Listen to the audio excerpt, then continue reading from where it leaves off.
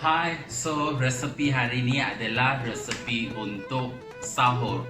So resepi sahur ni saya ada buat 3 jenis jugalah. So yang first one, yang ni satu jenis kebanyakan time orang India makan untuk breakfast atau tea time ya, waktu minum petang. So yang ni biasanya ada 2 jenis, satu versi manis dan satu lagi versi masin. So hari ni saya buat yang manis lah. Tetapi traditionally kalau orang India buat, kita tak letak gajus dengan kurma. Tapi disebabkan untuk sahur, saya adjust dia punya resepi sedikit khas untuk Ramadan.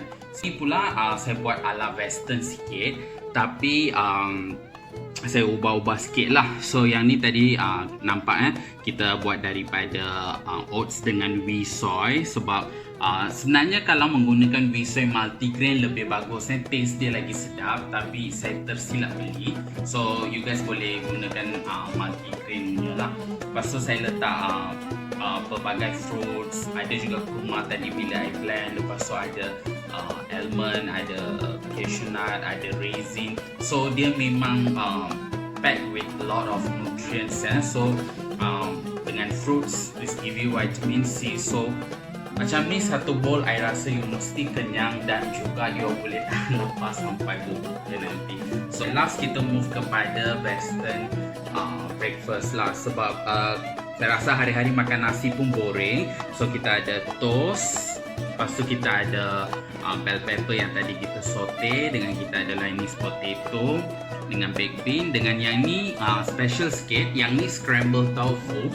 Sebab chef dia vegan, so saya tak makan telur dan so I hope you guys really enjoy all the episodes of Ramadan videos, and I hope you guys will try it out any of this recipe at home. And remember #ChefDayVeganJourney.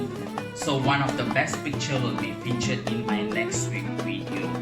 And don't forget, if you enjoy video so far, please give me a thumbs up. It will be means a lot for me, and comment in the comment section which are your favorite. So I see you guys again in another video with an interesting Ramadan series. Till then, bye bye. Nandri, vanakkam.